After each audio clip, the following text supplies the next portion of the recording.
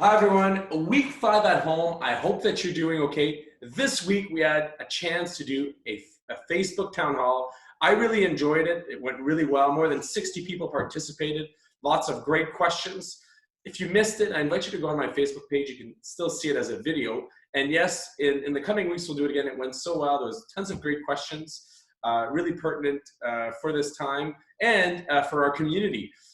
And what we did this week is I interviewed Michael Crockett, the head of Ottawa Tourism, as well as the executive director, the brand new executive director of Ottawa Markets, to see what Ottawa Tourism is doing during this time to prepare for the relaunch eventually. And Ottawa Markets, what's the market season going to look like under the pandemic? What are they putting in place? Obviously, Ottawa Markets is in charge of all of the outdoor vending in the market. That'd be the arts, that'd be the farmers, and also the Byward building. So we're meeting with Zach in just a few minutes.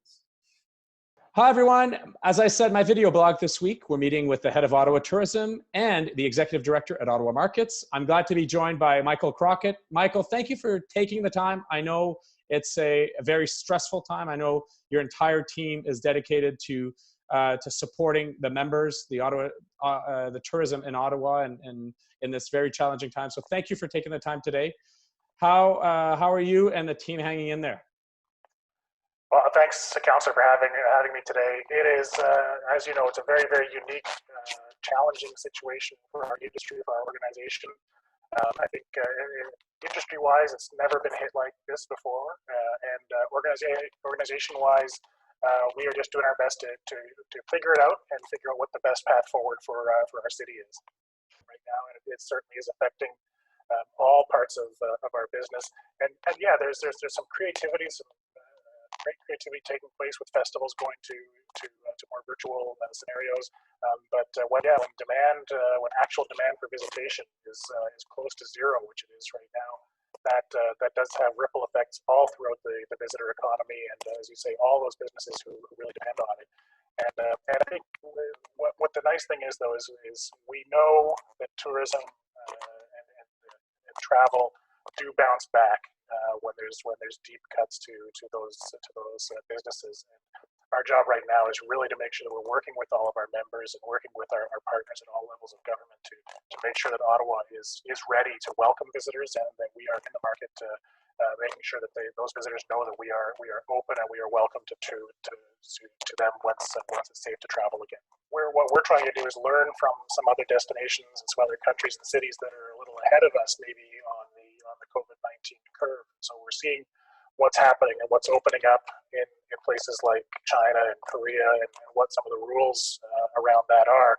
I'm not enough educated to tell you when or what might happen, but I can tell you that our industry is very, very keen to understand what the new rules of the game are going to be, and when things will start to open, and will it be staged, and what parts of the industry can open first.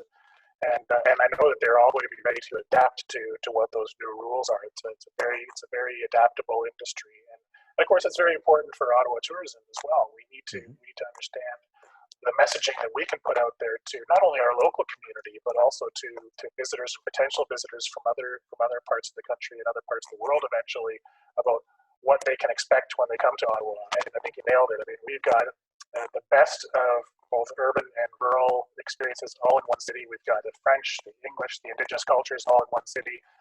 Anything you want to experience from a Canadian cultural perspective, you can do in Ottawa. So we're very fortunate that way. I think we think people are really going to want to reconnect with their capital once this crisis is over. This is the place where important decisions and important things happen, and this crisis has been a great example of that. A lot of important decisions and discussions have taken place right here in our city in the last couple of months.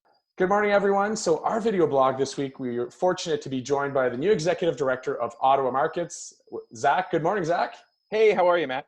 Good. It's super early. Have you had your coffee yet? I do. I have it right here with me. We're ready to go. And you're safe from home. I imagine you're really busy with your new roles and responsibility. Tell us briefly about yourself and about Ottawa Markets for those who might not be as familiar with the organization.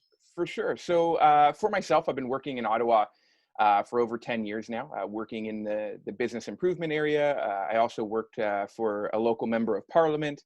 So I've been really active in the community from Ottawa Centre through to the west. I've lived in the Byward Market, obviously experiencing the market.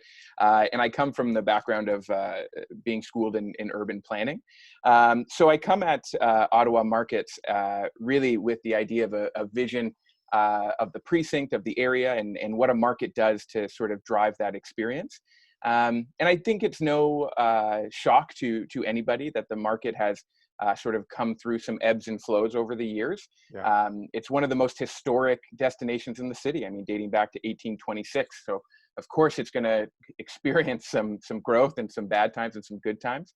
Oldest market in Ontario, I often get reminded of. So yeah, yeah.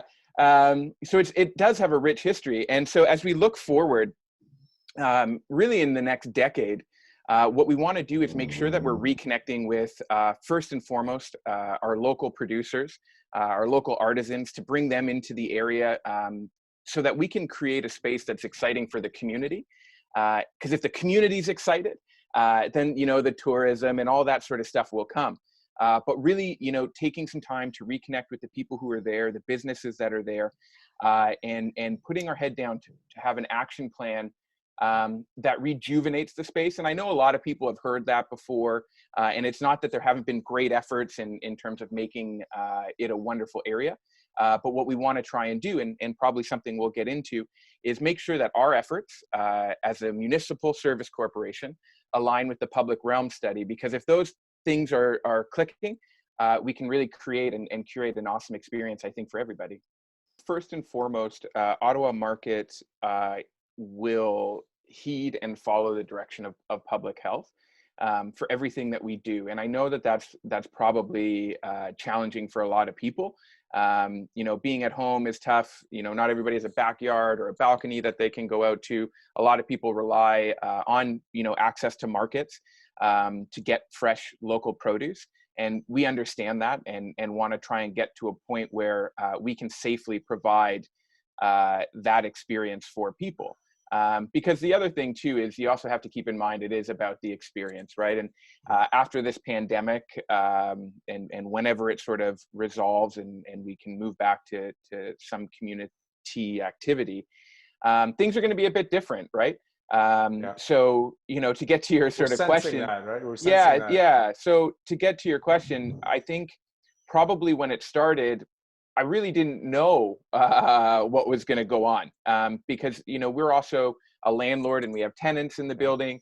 And so at that point in March, we were sort of thinking, okay, this is going to be a month-long thing. And I think everybody sort of thought of that. And then as the days went on and the weeks went on, we began to see that it was a longer term thing. And we're continuing to see that it's going to go on for quite some time. So it required us to really quickly pivot to what we can do, not as a long-term solution. This is going to be over, and you know we're gonna come back and at some point, yeah, exactly.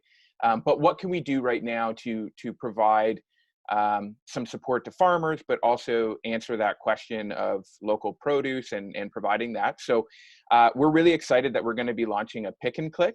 Nice. So we're going to connect with local farmers to have an online market. You pick what you want, you click, you check out, and you pick it up at either Byward Market or Parkdale Market. We're going to have 3 pickup days a week to start. And just like the grocery store, you drive in, you call or you give your number, your grocery order from that local producer or producers, because there's a variety. We have about 26 or 30 that are interested and ready to get their produce online. And that's you take great it to home. hear. Yeah, and it's also, you know, we haven't forgot about the cyclists as well. You know, it works the same sort of way. You bike into the parking spot and it'll be put into your basket or whatever it is, and you're on your way. This, we hope, will be the first phase of bringing back a physical market in some way. I would sort of temper people's expectations in terms of, you know, coming together and being shoulder to shoulder and all of that. You know, I hope we can get there. But our first phase is this pick and click. And then as we sort of have proof of concept that this is working, we'll look to see if we can't provide some more physically distant opportunities for people to walk up and pick up produce. But at the same time, we have to respect public health, and we will follow all guidelines to make sure that people are safe and have access to the food they love.